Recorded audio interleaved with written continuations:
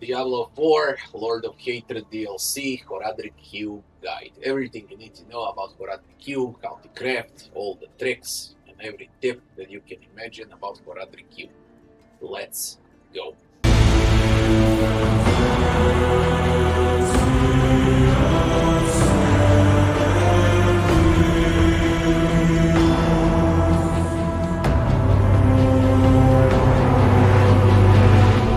There are two ways of how you place items that you need in a Horadric Cube. The first way is, of course, RNG, which would be you find an item, no matter if it's blue, yellow, or legendary or ancestral legendary, and you place it in a cube. And the second way would be through a blacksmith. Now, why do I say blacksmith? Many people don't know about these tricks, but for example, let's say that we need, I don't know, a sword. Because one-handed swords are used on most of the builds in a game. And with a sword and with all of these shitty materials, we're gonna craft 20 swords. Alright.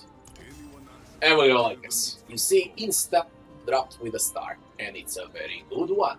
31% critical damage multiplier. So this is one way of how you can do it if you don't have luck for drops. Okay, because I had people coming on my stream and they were complaining about drops. They say nothing drops, and I told them like 1 million times, it doesn't have to drop, you don't have to have luck. You can craft everything in a cube. If you play the game, you get materials and you can craft. As you can see, what I did for blues, you can also do for rares, you can also do for legendaries and so on. But let's focus on this for now. So we got one great ancestral with a critical damage multiplier, and we can work with it. And now we got all of these that are basically useless. So what do we do with them? We take ancestrals and we go 3-1 transformation and we search for another one with a star. Maybe it's gonna roll. Okay, there we go. We just rolled. Now this time with strength. We continue the process. So until you have like, I don't know, 2 or 3 of these swords, or if you go with armor or with helmet or with pants or with whatever, okay, until you have like 3, do not stop. Once you do, let's say we have 2 now, whatever. Once you do, there are 2 methods of how we can craft. The first method is gambling, and the second method is a share method, but the item will be slightly less powerful. Okay, so let's do the share method first. Let's say that the stat we rolled here, strength, with a star on ancestral, is the stat that we want to keep. All we need to do is enchant item. First we need to make it rare. Excuse me. We had an affix, and we want offensive affix, for example. It's whatever. Okay. It dropped, I think it dropped all damage multiplier, which is great for every single build. So now that the item is rare, we're gonna go here, we're gonna enchant, okay, and we're gonna lock in strength. How? We just enchant, we say accept, and we go with no change. So we pick no change, we place affix. Now strength is locked. You can never break strength in the cube. Never. And now you come here for the cube, you place an item. Let's say we need life on item, we need strength, we need all damage multiplier, and let's say now we need another damage. For example, critical strike chance, or I don't know, fire damage or so on, depends out of the build that you're playing, of course. What we want to do is add an affix, roll this, okay, and we added 4 epics that would be weapon damage. We don't like weapon damage, now we're gonna do a focused reroll on offensive, and we keep on rolling until we get what we need, because this guarantees it will never remove strength. Now it's damage over time multiplier, and you can keep rolling until you like the item. Okay. Same rule applies for every single piece of gear, whether it's a chest, whether it's, I don't know, helmet, two-handed weapon rings. You craft them, make them blue or yellow. You do this in a cube. You set everything how you want it to be. And once you're done, then you're gonna go here and you're gonna put an aspect that you need. Whatever aspect that you need, of course, on a weapon, you're gonna do the imprint. And then you're gonna do the tempering on that item. You're gonna pick whatever the stat you need the most. For example, critical strike damage. Alright. And now we roll for the star. Okay, until it comes. Sometimes it takes 1 attempt, sometimes it takes 50 attempts. For me, basically, it happened that it took a whole freaking day to roll a star here. But it can also happen immediately. As you can tell by now, crafting is quite expensive, and I never ever recommend crafting to anyone that's under Torment 10. And even when you are in Torment 10, do not go for those stars. Reach Torment 12 first and then start with serious crafting and serious resources. Okay, now it rolls critical. So anyways, be careful because crafting costs a lot. Once we roll an item with a star, which won't happen soon, but the sword is cursed. There are some cursed items in a game that never roll. As I said, some items take quite a lot.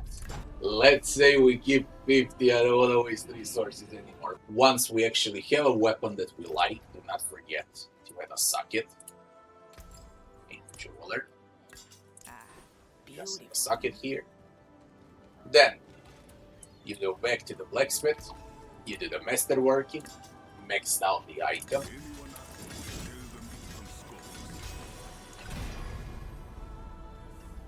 Once you like what you see, okay, then you go back to the cube and you search for Transfig.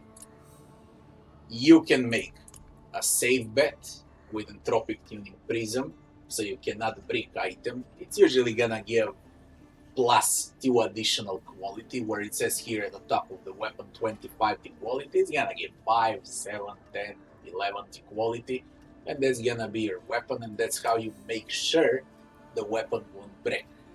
But if you do it without Entropic Tuning Prism, this item has a 50% chance to break, or should I say it's gonna receive some shitty modifier like indestructible, but it also has a 50% chance to receive a lot of great modifiers. Now, what would be the great modifiers? Great modifiers on items would be something like this: 22.5 attack speed on Transfiguration, then physical damage multiplier, then 211 to strength, then it can add a star. Then, out of all of these things that I have here, there are some that came quite well.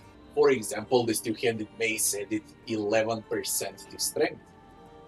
Wow, this weapon added an insane 30 to quality, so this is a 55 quality mace. What is the best modifier that you can get on every single class when you roll? When are you the luckiest one? The luckiest you can get on Transfigure is when item, like a Crushing Obsidian Blade here, receives a percentage on gem strength. That's the luckiest Transfigure roll that you can get, and the most OP roll in the game. Everything, your entire season, your entire run, depends whether you're gonna roll gem strength on items or not. Gem strength doesn't only roll on swords, on weapons, okay? Gem strength can also roll on, for example, pens here, with 108% to strength in the item of all gems. So gem strength is by far the most important and the toughest one to get. Okay, then comes critical chance, attack speed, cooldown reduction, and so on. But Transfigure is risky. I bricked hundreds of items because I like gambling. You don't have to break items, you can go with a sure roll. I told you how, with Entropic Tuning Prism. But, for example, let's say we want to gamble, we just click on Transfigure, and the sword we made will now receive 5.6% to strength. Not bad, not completely brick, but still quite useless. That would be how you craft with a Horadric Cube, and that applies for every single item. Now, what else should you do always in a Horadric Cube? Let's say we found an item. Okay, and let's take Ring of the Ravenous, for example. This one. It's 6.6 seconds and 66% increased damage. Okay, and we really like the stats on it. We like those triple stars, we like strength and so on. So we like the item. But we don't like those numbers on its passive.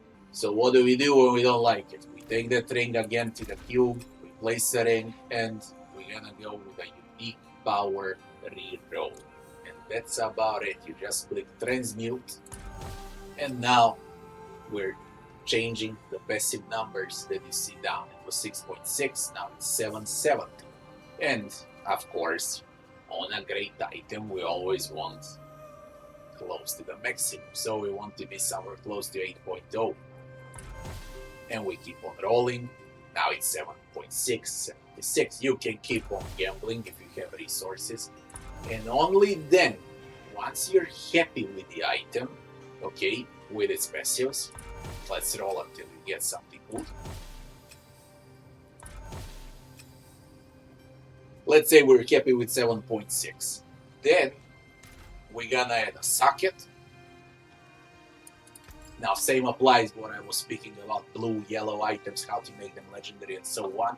Now we're gonna add a socket into a ring. Now we're going back to the blacksmith. We're gonna temper this ring, okay, with a stat that we actually need, depends what build you're playing. Okay, once you get a star on that stat, then you're gonna masterwork the item. The item is gonna be ready for Transfigure. Okay, and then you're done once Transfiguration is over. That's how you roll uniques. When do you use chaotic reroll? When a legendary drops, you cannot remove epics. Okay, so let's say this one dropped and we cannot remove epics. Then we're gonna lock it down with enchant. We're gonna lock down fury, and we're gonna roll. For example, we don't need poison resist. We need something else. You're just gonna do this. The cube, go here, go with a chaotic reroll, go with a resist modifier, and it's gonna turn into something completely else. It won't be poison anymore. It's gonna be some completely other stat. For example, now you gave life regen. Okay, that's also the way how you use chaotic reroll once the item is only legendary, because you cannot remove epics. So 3-1 transmutation is one of the most useful things in a game, as well as recycling uniques. Up to the next thing. How do we craft a unique charm? Let's say we want to craft a unique charm and we don't need uniques, they're completely useless. Okay, for example, this 3. And now it says here that it requires an ancestral unique. The ancestral unique item that you place among these 3 will turn out to be a charm with a passive from the ancestral unique. So what a cube does with a unique charm? We need an ancestral unique. For example, we're looking at a passive demonology skills deal from 2. Okay, we place an ancestral here, and we're gonna place 3 unique charms. The passive over here that says demonology skills deal damage will transfer to a newly crafted unique charm. If you placed 3 ancestral charms, you're gonna get a new ancestral charm. This is just for a showcase and how it actually works. So when we have all of these, and we have a passive here, a new charm will appear with a passive from Seed of Horizon. Transmute, and now our new charm is Seed of Horizon. Now, the next thing that we can do here is use the boss keys that drop from bosses. Okay, this is a good way with amalgamation to get some unique items. They can be ancestral, they can roll with a star, It all depends how much you're willing to gamble. Okay, so this is how you use amalgamation from the bosses. Rerolling set charms is one of the most important things in the game. Basically, you want to reroll until you have stats that you actually like on an item. For example, it can reroll like this. So keep those set charms and reroll them every time when you have crafting materials until you get a perfect one. You will need to do this quite often. Of course, there's also always an option to craft runes. There is nothing to say here, it says what runes are required, and just craft runes, and that's about it with the Horadric Cube. So is the Horadric Cube worth it? Yes, it's worth it, but it's an extreme gamble. The most important out of everything would be removal and addition of affixes, as well as how lucky you're gonna get on Transfiguration. Transfiguration, good luck with it. I breaked 500 items. And even with all of my knowledge about the game, it still happens quite often. Anyways, that's how you use a Horadric Cube. Again, remember that Blacksmith is very connected to the Horadric Cube, and forging equipment really matters. Do not forget to forge equipment, then reroll 3 to 1 until you get an item with a star or two, and then you use the cube. If you cannot find items, but basically you will find items if you play. Okay, there's plenty of items with stars, double stars, triple stars, quadra stars that are gonna drop along the way. But it's never for the build you're playing. That's how the game is fixed. It's very hard to find the actual items for the build you're playing. I'll give you one simple example. This season, I killed Grigoire. I killed him 500 times. And I looted Grigoire 500 times to find Gore's devastating grips. And I never found the perfect Gores. I have Gores like this, like that, like this, and like this. But never have I found the Gores that I actually needed for my build. So have in mind, you also have to have a lot of luck. What you can mitigate is saying how you don't have good drops. You can craft solid items to reach Torment 12. But to go in the pit above 120, you're also gonna need some luck. Anyways, that's the guide for the Horadric Cube. If you found it helpful, don't forget to like, share, and subscribe, and I'll be seeing you on the next one. Thanks for watching.